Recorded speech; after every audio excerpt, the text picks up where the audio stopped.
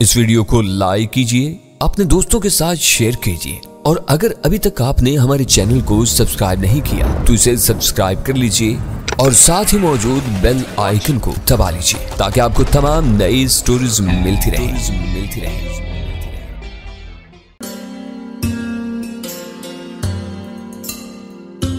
America ऐसे इकदामात को तशवीश की निगाह से देखता है। क्या इन्होंने इस बारे में फ्रीडम इंटरनेशनल का खास तौर पर नाम लिया है? मैंने हैरत से पूछा।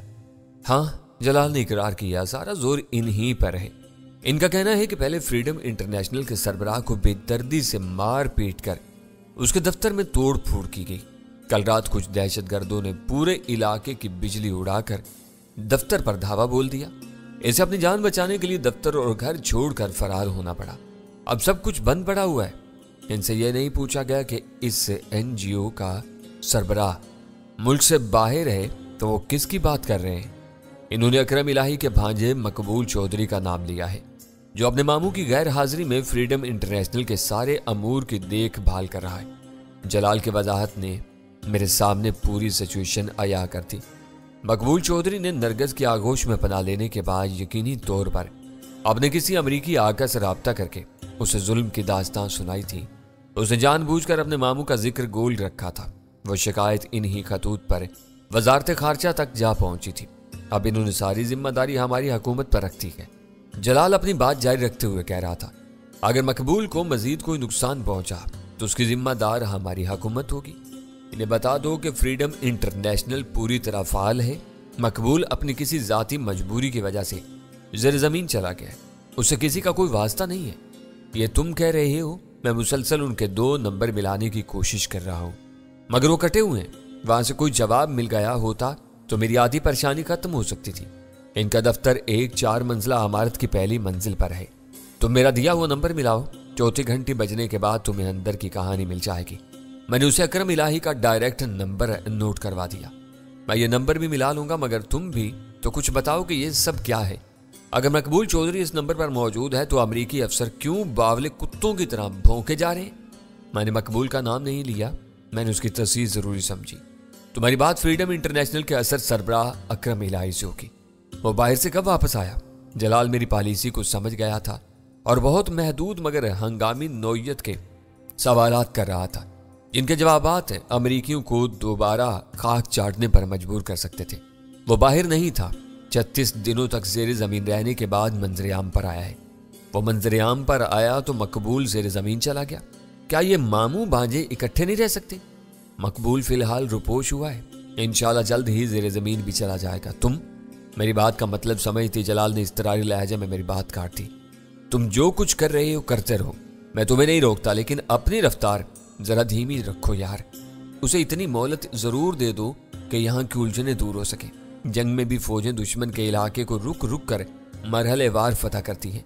वो टैंकों से सब कुछ रोंदती चली जाए तो आगे फतेह होती रहती है, मगर पीछे से आने वाला बदनज़मी और तबाही का रेला सब कुछ बहा ले जाता है। कम अज कम अव्वल खान की आमद का इंतजार तो कर लो, वो सिपाही है, मेरी राय से इत्तिफाक करेगा। तुम अमरीकियों की इस तेज तरीन शिकायत से अंदाजा लगा सकते हो कि मकबूल की टोरियां कौन हिला रहा है। वो हम में से नहीं है, सरासर हमारे खिलाफ चाह रहा है। मैं तुम्हारी हर बात से मुत्तफिक हूँ, जलाल ने जवाब दिया। मैं सिर्फ ये चाहता हूँ कि कुछ अरसे के लिए हालात को यूं का त्यों रहने दो ताकि मैं अमरीकियों का दबाव खत्म कराने में कामयाब हो सकूं। मैं कोशिश करूंगा लेकिन कोई वादा नहीं कर सकता, मैंने पूरे खलूस से जवाब दिया। जो शख्स दोनों हाथों से दिन रात अपनी कब्र खोदने में मसरूफ हो उसे कोई कब तक बचा सकता है? अब यही समझ लो कि रात को किसी के हाथों जिक उठाने के बाद भी उसने होश के नाखून नहीं लिए। अपने किसी बाप से शिकायत लगा दी, वो इससे भी घटिया हरकत कर सकता था। मैं तुमसे कुछ उगलवाने की कोशिश नहीं कर रहा। अचानक जलाल का लहजा बहुत नर्म और मोहतात हो गया। मकबूल चौधरी जहां भी है तुम्हारी नजर में है या तुम अब भी उसकी तलाश में हो? मैं जलाल के सवाल पर दिल ही दिल में हंस कर रह गया। फिर उसे जवाब दिया, वो हमारी नजरों में है, बल्कि यूं समझ लो कि हम जब चाहें गर्दन पकड़कर इस नेवले को रगड़ सकते हैं। फिर ठीक है, जलाल की आवाज में इत्मीनान उमड़ आया। वो तुम्हारी नजरों में है तो अपने बिल में घुसा रहेगा, कोई नई हमाकत नहीं करेगा। अब तुम मुझे कब तक पेशकदमी की इजाजत दे सकोगे? जल्द अज जल्द, वक्त का तयन मेरे बस से बाहर है। हालात के तहत हम इन्हें आंखें दिखाते रहते हैं, लेकिन तुम जानते हो क्या हमें आखिरकार इनकी खुशनुदी का ख्याल रखना पड़ता है। اپنی بہت سی ضروریات کی تکمیل کے لیے ہم ان کی مدد لینے پر مجبور ہیں۔ یہ نازک معاملے میری سمجھ سے باہر ہیں۔ میں تمہارے فون کا منتظر رہوں گا۔ میں تمہارے دیے ہوئے نمبر پر اکرم الہی سے بات کر کے تمہیں ابھی فون کروں گا۔ میرے لیے یہ خبر حیرت ناک ہے کہ وہ باہر جانے کی بجائے کراچی ہی میں کہیں رہ رہا تھا۔ میں نے اکرم الہی کی روپوشی کے بارے میں جلال کی غلط فہمی رفع کرنے کی کوشش نہیں کی۔ گفتگو وہیں ختم کر کے فون کا سلسلہ منقطع کر دیا۔ اس سے پہلے کہ امریکیوں کے دباؤ پر ہمیں مقبول چودھری کو رہا کرنا پڑے تمہیں اسے مار دینا چاہیے۔ پوری بات سمجھ میں آتے ہی سلطان شاہ ہتھے سے اکھڑ گیا۔ وہ غدار اور نمک حرام ہے۔ غور کرو تو موجودہ حالات بھی بہت دلچسپ ہیں۔ ویرا نے سگریٹ کا کچ لے کر نتنوں سے دھواں خارج کرتے ہوئے کہا، امریکی سے آزاد سمجھ کر اس کے حق میں پورا زور لگا رہے ہیں۔ جب انہیں پتا چلے گا کہ وہ اس وقت ہمارے جال میں پھنس کر بے بس ہو چکا ہے تو وہ تلملا اٹھیں گے۔ خود مقبول کو اندازہ نہیں ہوگا کہ وہ کسی بھی لمحے پھٹ پڑنے والے آتش فشاں کے دہانے پر بیٹھا ہوا ہے۔ میں نے معزوز ہوتے ہوئے ٹکڑا لگایا۔ نرگس اور نسرین کے گھر میں خود کو بالکل محفوظ و مامون سمجھ کر اس نے کسی امریکی سے رابطہ کیا ہوگا، لیکن وہاں زیادہ وقت گزارنے سے پہلے اسے بدحواس ہو کر بھاگنا پڑا۔ نیما جیسی بھی ہو، ہمارے لیے وہ قابل احترام بن چکی ہے۔ غزالہ نے میری بات پوری ہونے سے پہلے کہا، مقبول کو نسرین کے گھر سے نکال کر ہمارے چنگل میں پھنسانے کا سہرا اسی کے سر جاتا ہے۔ میں پہلے ہی اس حقیقت کا اعتراف کر چکا ہوں، تم بلا وجہ یہ بات ٹھہرا رہی ہو، میں نے کہا۔ غزالہ کے ہونٹوں پر خفیف سی مسکراہٹ پھیل گئی اور وہ بولی، آپ جانتے ہیں کہ میں بلا وجہ بولنے کی عادی نہیں ہوں۔ میں نے اس لڑکی کو نہیں دیکھا مگر مجھے اس سے ہمدردی ہو گئی ہے۔ میری خواہش ہے کہ آپ بہتر زندگی گزارنے کے لیے اسے سہارا دیں، اس کی مدد کریں۔ گڈ لک ٹینی، ویرا نے اچھل کر نعرہ لگایا۔ غزالہ تمہیں اسے شادی کرنے کی چھوٹ دے رہی ہے، تمہاری طرح نیما بھی بہت خوش نصیب معلوم ہوتی ہے۔ سلطان شاہ زیر لب مسکرا دیا مگر غزالہ کی پیشانی شکن آلود ہو گئی۔ اس نے ویرا کو مخاطب کر کے سنجیدگی سے کہا، کسی لڑکی کی مدد شادی کے بغیر بھی کی جا سکتی ہے۔ اسے تھوڑا سا سرمایہ مل جائے تو وہ اپنا کوئی باعزت روزگار شروع کر سکتی ہے۔ تمہیں مذاق پر اتنا سنجیدہ نہیں ہونا چاہیے، ویرا نے ڈھٹائی سے جواب دیا۔ میں ڈینی کو اچھی طرح جانتی ہوں، یہ بھول کر بھی دوسری شادی نہیں کرے گا۔ سلطان شاہ کو اس پر چوٹ کرنے کا سنہرا موقع مل گیا۔ اس نے چپتے ہوئے لہجے میں کہا، تمہارے فتوے سے ظاہر ہو رہا ہے کہ تم چپکے چپکے ایسی کوششیں کرتی رہی ہو۔ تم بکواس کرو گے تو میں تم پر ہاتھ چھوڑ بیٹھوں گی۔ ویرا اس پر غرائے، ارے تم بھی مذاق میں سنجیدہ ہونے لگی۔ سلطان شاہ نے دور سرکتے ہوئے اس کا مضحکہ اڑایا، ابھی تو تم غزالہ کو اس کے برعکس مشورہ دے رہی تھی۔ ڈینی اسے سمجھا لو۔ ویرا بے بسی سے ہنس کر بولی، یہ مذاق کرنا ہی نہیں جانتا، جب بولتا ہے چٹکیاں لینے کی کوشش کرتا ہے۔ ٹیلی فون کی گھنٹی نے نوک جھوک کا وہ سلسلہ وہیں روک دیا۔ میں نے جلدی سے ریسیور اٹھا لیا۔ اس کی کہانی حیرت ناک بلکہ ناقابل یقین ہے۔ دوسری طرف سے جلال کسی تمہید کے بغیر بول رہا تھا، بہت اچھا ہوا کہ مجھے تم سے مشورہ کرنے کا موقع مل گیا۔ اکرم الہی نے بہترین مواد فراہم کیا ہے، میں امریکیوں کے دانت کھٹے کر دوں گا۔ وہ جان بوجھ کر مقبول چودھری جیسے احسان فراموش ترندے کا ساتھ دے رہے ہیں۔ اب تمہیں اندازہ ہو گیا ہوگا کہ مقبول کے بارے میں میری باتیں بے وقت کی راگنی نہیں تھی۔ میں تمہاری ہر بات بہت سنجیدگی سے سنتا ہوں۔ ایسا نہ ہوتا تو مجھے اکرم کو فون کرنے کی ضرورت نہیں تھی، لیکن وہ شخص بالکل احمق ہے۔ اس نے ایک نئی مشکل کھڑی کر دی ہے۔ کیسی مشکل؟ میں نے چونک کر پوچھا۔ اس نے چوتھی گھنٹی بجنے کے بعد فون اٹھایا تھا۔ میں سمجھ گیا کہ وہ کسی خطرے کی وجہ سے بہت زیادہ احتیاط سے کام لے رہا ہے۔ اس کی زبان کھلوانے کے لیے میں نے گفتگو کی ابتدا اپنے باضابطہ تعارف سے کی اور وہ بار بار میرے احسان کا ذکر کر کے آخر تک شکریہ ادا کرتا رہا۔ میرے مسلسل انکار کے باوجود یہ بات اس کے ذہن میں بیٹھ گئی ہے کہ میرے آدمیوں نے اسے مقبول چودھری کے چنگل سے نجات دلائی تھی۔ تمہیں اسے کیا پریشانی ہے؟ اچھا ہے کہ وہ تمہارا احسان مند رہے گا، یہ بات کہیں اور پڑے گی۔ اس جھگڑے کے ایک فریق کے طور پر ہمارا نام بھی ملوث ہوا تو امریکیوں کے موقف کو تقویت ملے گی۔ وہ یہی کہہ رہا ہے کہ فریڈم انٹرنیشنل کو حکومت کے اشارے پر تنگ کیا جا رہا ہے۔ حیرت ہے کہ وہ ابھی تک اپنے اصل موزنوں سے بے خبر ہے۔ ہم اس پر کوئی احسان کرنے نہیں گئے تھے، یہ ایک اتفاق ہے کہ وہ وہاں قید تھا اور ہماری وجہ سے اسے آزادی مل گئی۔ وہ کوئی باقاعدہ آپریشن نہیں تھا۔ اس کی غلط فہمی دور کرو یار، معاملات سدھارنے کے لیے ایسا ہونا بہت ضروری ہے۔ فی الحال ہم نے اسے اس کے حال پر چھوڑا ہوا ہے۔ ہماری ساری توجہ اس کے بدمعاش بھانجے پر مرکوز ہے۔ میں اسے فون کرنے کا کوئی بہانہ تراش بھی لوں تو اسے کیا بتاؤں گا؟ تم سے ہونے والی گفتگو کا حوالہ دینے سے اس کی یہ غلط فہمی اور راسخ ہو جائے گی کہ ہم تمہارے ایما پر اس کی مدد کے لیے گئے تھے۔ تم اس سے رابطہ کرو، ضروری نہیں کہ تمہیں کچھ کہنا پڑے۔ وہ تم پر اعتماد کرتا ہے تو شاید خود ہی میرا ذکر نکال لے اور تمہیں وضاحت پیش کرنے کا موقع مل جائے۔ میں کوشش کر لوں گا۔ اسے اطمینان دلانے کے لیے مجھے وعدہ کرنا پڑ گیا۔ پچھلی رات توحید کمرشل کے علاقے میں جو کچھ ہوا وہ ہماری توقعات کے بھی برعکس تھا۔ وقتی طور پر اکرم الہی ہمارا حلیف بن کر سامنے آیا تھا، لیکن میں پوری طرح پرکھے بغیر اس پر اعتماد کرنے کے لیے آمادہ نہیں تھا۔ تم سے سنگین غلطی ہوئی ہے۔ جلال سے میری گفتگو ختم ہوتے ہی ویرا نے اعتراض کر دیا۔ جب تک آئی بی والوں سے تمہاری بات نہیں ہوئی تھی، تمہاری ہر احتیاط بجا تھی۔ معاملات کھل جانے کے بعد تمہیں اس سے پوچھنا چاہیے تھا کہ فریڈم انٹرنیشنل کا ماضی کیا تھا۔ ویرا کا اعتراض بجا تھا۔ فریڈم انٹرنیشنل پر مقبول چودھری کا تسلط صرف 36 دن رہا تھا۔ اس سے پہلے اکرم الہی سفید اور سیاہ کا مالک تھا۔ وہ نقطہ پہلے بھی ہمارے زیر غور آ چکا تھا، مگر عین وقت پر میرے ذہن سے نکل گیا تھا۔ میں نے جلال سے اسی وقت بات کرنے کے بجائے وہ کام اگلے دن پر ٹال دیا۔ وہ صبح کے 4 بجے کا عمل تھا اور میں گہری نیند سویا ہوا تھا کہ ٹیلی فون کی گھنٹی بجی اور مقررہ وقفوں سے بار بار بجتی ہی رہی۔ میں نے ہڑبڑا کر آنکھیں کھول دی۔ میرے برابر میں غزالہ دنیا و مافیا سے بے خبر آسودگی کی گہری نیند سو رہی تھی۔ ٹیلی فون کی گھنٹیاں اسے حسین و رنگین ارمانوں کی خوابناک دنیا سے واپس لانے میں کامیاب نہیں ہو سکی تھی۔ میں نے رسٹ واچ پر نگاہ ڈالی اور حیرت سے پلکیں جھپکاتے ہوئے ریسیور اٹھا لیا۔ میرا غنودہ ذہن اتنے سویرے فون کرنے والے کے بارے میں سوچتا ہی رہ گیا اور حامد کی آواز میری ان سوچوں کا جواب بن کر میرے کانوں میں اترنے لگی۔ سوری سر، میرے ہیلو کے جواب میں وہ کہہ رہا تھا۔ اتنی صبح نیند خراب کرنے پر معافی چاہتا ہوں، لیکن بات ایسی تھی کہ میں مجبور ہو گیا۔ اس کی تمہید نے مجھے بوکھلا دیا اور میں نے اس کی بات کاٹ دی۔ مقبول کہاں ہے؟ وہ لاک اپ میں مقررہ پراسس سے گزر رہا ہے، لیکن اکرم الہی ہاتھوں سے نکلتا ہوا نظر آ رہا ہے۔ حامد پلیز مجھے اصل بات بتاؤ، اس پر ہم بعد میں تبادلہ خیال کر لیں گے۔ سر، اس کے پاس کسی بوب رافیل کا فون آیا تھا۔ وہ اکرم الہی سے ملاقات کے لیے صبح کی پرواز سے کراچی آ رہا ہے۔ حامد نے ایک ہی سانس میں پوری بات کہہ ڈالی۔ میں نے لمحہ بھر کے لیے اس کے کہے ہوئے دونوں فکروں کو اپنے ذہن میں گھمایا، پھر پوچھا فون کہاں سے آیا تھا؟ یہ بوب رافیل کون ہے؟ فون ابھی 3:10 پر ریکارڈ کیا گیا ہے۔ کال اسلام آباد سے کی گئی تھی۔ گفتگو کا دورانیہ بہت مختصر تھا۔ 1 منٹ 27 سیکنڈ میں بات ختم ہوگی۔ اسلام آباد کا نمبر کہاں کا تھا؟ اضطراب کے باعث سے میں بار بار قطع کلامی کیے جا رہا تھا۔ فون امریکی سفارت خانے کے نام سے ہے۔ ٹرائی شپ بلاک کے ایک فلیٹ میں زیر استعمال ہے۔ بوب رافیل سفارت خانے میں سوشل منسٹر کے عہدے پر کام کرتا ہے۔ بوب اور اکرم کے درمیان ہونے والی گفتگو کی تفصیل ریکارڈنگ کہاں ہے؟ ایکسچینج میں۔ ہمیں نے بلا تاخیر جواب دیا۔ میں نے فون پر ہی وہ ٹیپ سنا ہے۔ ان کے درمیان چند فکروں کا تبادلہ ہوا جن کا نچوڑ میں بتا چکا ہوں۔ اہم بات یہ ہے کہ بوب رافیل کا نام اکرم کے لیے نیا نہیں تھا۔ نام سننے کے بعد وہ اسے سر کہہ کر مخاطب کر رہا تھا۔ ان کی ملاقات مائکرو سینٹر ہی میں ہوگی؟ میں نے پوچھا۔ اس وقت تک میرے ذہن سے نیند کا خمار کافور ہو چکا تھا اور میں بہت تیزی کے ساتھ اس پیش رفت پر سوچ رہا تھا۔ وہ 11 بجے پی سی کے ریستوران میں ملیں گے۔ حامد نے اطلاع دی۔ غور کر لو، ایسا نہ ہو کہ تم اس ریکارڈنگ کی کوئی بات بھول رہے ہو۔ آپ چاہیں تو ایکسچینج فون کر کے صرف میگا ٹون 4 کا حوالہ دیں، آپ کو ٹیپ سنوا دیا جائے گا۔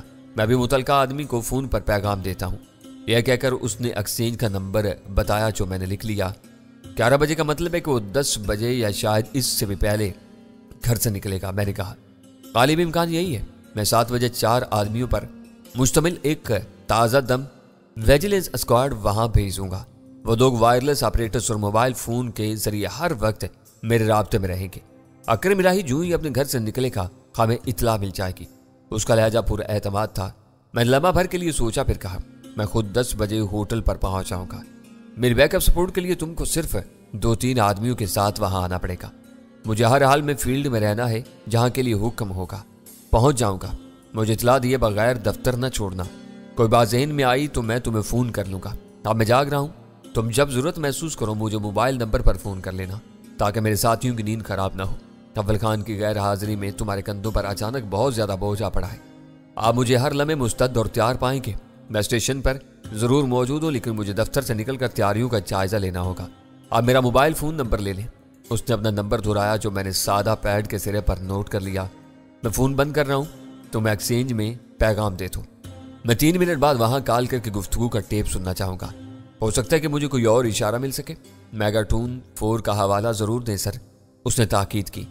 میں نے فون بند کر کے بیڈ سائڈ ٹیبل پر سے سگریٹ کا پیکٹ، ماچس اور موبائل فون اٹھایا، پھر خاموشی کے ساتھ خوابگاہ سے نکل آیا۔ دروازہ بند کر کے میں نے لابی میں لگے ہوئے انسٹرومنٹ پر سے کارڈ لیس فون بھی اپنے ساتھ لے لیا اور ان تیاریوں کے ساتھ میں نے ڈرائنگ روم کے ایک صوفے پر جگہ سنبھالی۔ ٹھیک 3 منٹ بعد میں نے ٹیلی فون ایکسچینج کا نمبر ملایا۔ सिलसिला मिल जाने पर दुआ सलाम का तबादला हुआ और मैंने फौरन मेगाटून 4 के अल्फाज दोहरा दिए। मेरे मुखातिब ने कॉल को टेप बचाने वाली मशीन से मुंसलिक करने के लिए मुझे इंतजार करने की हिदायत की। चंद सानियों तक लाइन पर सकूत छाया रहा, फिर फोन की घंटी बजने की आवाज सुनाई थी। मैंने गिनती शुरू कर दी। 8वीं घंटी के बाद मेरे रिसीवर में अकरम इलाही की आवाज उभरी। हेलो, कौन बोल रहा है? उसकी आवाज में नींद का शायबा तक नहीं था। उसने वो सवाल उर्दू में किया था। अकरम, मैं बोब बोल रहा हूँ, बोब राफेल। खालिस अमरीकी लबो लहजे में दूसरी आवाज उभरी। उस अकरम इलाही का सवाल समझे बगैर अंग्रेजी में अपना तारुफ कर रहा था। ओह सर, आप हैं? अकरम इलाही ने अंग्रेजी में तहायुर से कहा। इतने सवेरे? मैं तुमसे मिलने के लिए सुबह की परवाज से आ रहा हूँ। वो बोब राफेल का जवाब था। तुम्हें 11 बजे पीसी के रेस्टोरेंट में मिलना है। तुम जानते हो कि ये बहुत जरूरी हो चुका है। ओके सर, मैं पहुंच जाऊंगा। अकरम इलाही की आवाज फिक्रमंदाना सी हो गई। बाय। इस आखिरी लफ्ज के साथ क्लिक की आवाज आई और मेरे कान में डायल टून गूंजने लगी। मैंने रिसीवर वापस रख दिया और पुरख्याल अंदाज में सिगरेट सुलगा ली। हामिद ने इस कॉल के बारे में जो कुछ बताया वो मिन्नू अंदरुस्त था। वो ये नोट नहीं कर सका था कि अकरम इलाही को बोब राफेल का हुक्म सुनकर खुशी नहीं हुई थी। वो उलझन का शिकार हो गया था। बोब राफेल और अकरम इलाही की मुजव्वज़ा मुलाकात बहुत ज्यादा अहम थी। इन दोनों को रंगे हाथों पकड़कर बहुत आसानी से यह साबित किया जा सकता था कि अमेरिकी सफारतकार फ्रीडम इंटरनेशनल के मामलात में गहरी दिलचस्पी ले रहे थे। इस सबूत की जरूरत आईबी को भी थी, लेकिन जलाल इस बारे में बहुत मोहतात था। वो दरिया में उतरने की शदीद ख्वाहिश के बावजूद अपना दामन खुश्क रखना चाहता था। वो सामने आकर बोब राफेल पर हाथ डालता तो अमरीकी एक नया इल्जाम आयद कर देते कि इनके सफारतकारों की निगरानी की जा रही है। सफारती मराहत और तहफ़्फ़ुज़ात की वजह से बोब राफेल का कुछ भी ना बिगड़ता, एक नया तनाज़ा उठ खड़ा होता। मैंने जलाल से राब्ता करने का ख्याल अपने दिल से निकाल दिया। मुझे जो कुछ करना था अपने तौर पर करना था। 7 बजे तक हामिद से 4 मरतबा फोन पर राब्ता हुआ। उसकी तैयारियां जोरों शोर से जारी थी। आखिरी कॉल उसी की तरफ से आई। उसने बताया कि वो अपने वैजी लेंस स्क्वाड के पीछे स्टेशन 4 से निकल रहा था। मैंने एक एक करके गजाला वीरा और सुल्तान शाह को भी बेदार कर दिया। आरामदेह बिस्तरों से यूं सुबह सवेरे निकाले जाने पर इन्होंने मुंह हाथ धोकर ड्राइंग रूम में मुझे घेर लिया। इनका रद्द अमल मेरे लिए गैर मुतवक्का नहीं था, मगर नई कहानी खासी सनसनीखेज थी। अमरीकियों से मकबूल चौधरी के गहरे रवाबत के सबूत सामने आ जाने के बाद अमरीकी सफारतखाने के सोशल मिनिस्टर से अकरम इलाही की मुलाकात मानीखेज थी। ऐसा मालूम हो रहा था जैसे वो दोनों मामू भांजे एक दूसरे के खून के प्यासे होने के बावजूद एक दूसरे से बढ़ चढ़ कर अमरीकियों के वफादार बनने पर तुले हुए थे। तुम खुद बता रहे हो कि अकरम इलाही बोब का प्रोग्राम सुनकर परेशान हुआ था। हो सकता है कि बोब मकबूल का रास्ता साफ करने के लिए कराची आ रहा हो। वीरा ने सुबह की पहली सिगरेट सुलगाकर बहस की इब्तिदा की। अकरम ने इससे मिलने पर आमादगी जाहिर कर दी है, लेकिन वह इन वक्त पर गायब भी हो सकता है। अब तक उसे यह अंदाजा हो जाना चाहिए कि वो अपने किन दुश्मनों के नरगे में आया हुआ है। तुम उसके पीछे क्यों भागना चाहते हो? अगर तुम्हें नींद आ रही है तो जाकर सो जाओ। सुल्तान शाह ने गुस्से से कहा। आज 11 बजे अकरम इलाही के साथ बोब राफेल के चेहरे पर से भी नकाब उठ सकती है। वो इसे क्यों मिलना चाह रहा है? सब कड़ियां एक दूसरे से मिली हुई हैं। गजाला ने कहा। बोब राफेल को अकरम के अकलौते फोन नंबर का इल्म सिर्फ और सिर्फ जलाल के जरिए हो सकता था। मकबूल के सिलसिले में होने वाली इल्जाम तराशियों पर जलाल ने शायद अपनी रिपोर्ट दे दी है। इसमें अकरम की वापसी और उसके फोन नंबर का जिक्र जरूर रहा होगा। वो रिपोर्ट वजारत खारजा से होती हुई रात में किसी वक्त अमरीकियों तक पहुंची और वो अकरम की राह पर लग गए। गजाला इस वक्त दूर की कोड़ी लाई थी। मैं इस समत में सोच नहीं सका था। रात को जलाल ने इसे फोन किया था। इसके बाद सुबह सवेरे बोब राफेल ने इससे राब्ता कर लिया। खामे इल्म ही नहीं था कि अकरम इन दोनों काज के बारे में क्या सोच रहा था। वो मुझे अपना हमदर्द तसव्वुर कर रहा था। इसी हवाले से उसने जलाल का शुक्रिया अदा किया था। मैंने जलाल से वादा किया था कि अकरम की गलत फहमी दूर करने के लिए इसे फोन करूंगा, मगर मैंने फोन नहीं किया।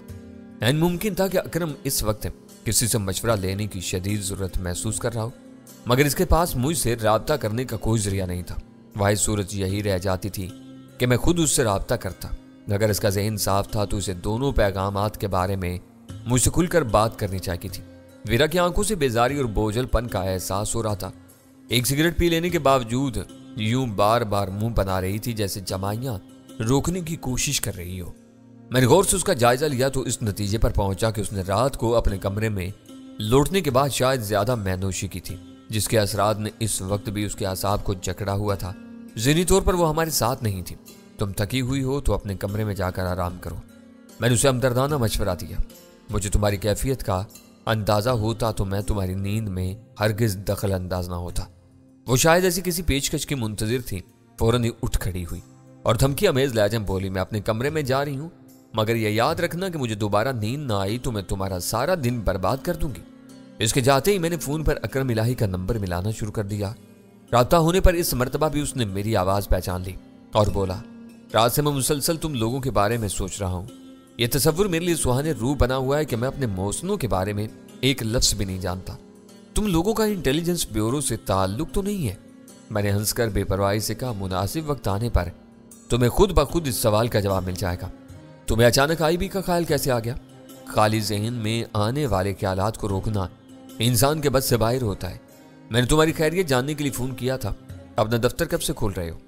ابھی میں خود کو سنبھال رہا ہوں، یہاں کا نظام ابتر ہے، اس ایک نمبر کے سوا سارے فون بند پڑے ہوئے ہیں۔ اگلے ہفتے سے پہلے دفتر کھولنے کے بارے میں سوچ بھی نہیں سکوں گا۔ اس کی آواز اس کے ذہنی انتشار کی نشاندہی کر رہی تھی۔ لمحے بھر کے توقف کے بعد اس نے اچانک کہا، 36 دن کی قید کے بعد میں بالکل اکیلا رہ گیا ہوں۔ اپنا کوئی فون نمبر دے دو تو میں پریشانی میں تم سے کچھ مدد لے سکوں گا۔ مقبول کے ظلم نے مجھے اندر سے بالکل توڑ پھوڑ کر رکھ دیا ہے۔ اس نے جلال یا بوب رافیل کے فون کا کوئی ذکر نہیں کیا تھا۔ مجھ سے رازداری برتنے کا مطلب یہ تھا کہ میری بلکہ ہم لوگوں کی طرف سے اس کا ذہن صاف نہیں تھا۔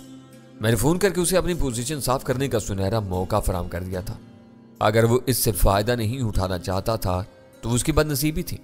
میں نے کہا، فکر مت کرو، ہم لوگ ضرورت مندوں کو زبردستی مدد فراہم کرنے والوں میں سے ہیں۔ کسی بھی نازک موقع پر تم ہمیں خود سے دور نہیں پاؤ گے۔ اس تنزیہ پیغام کے ساتھ میں نے فون بند کر دیا۔ سلطان شاہ غور سے میری طرف دیکھ رہا تھا۔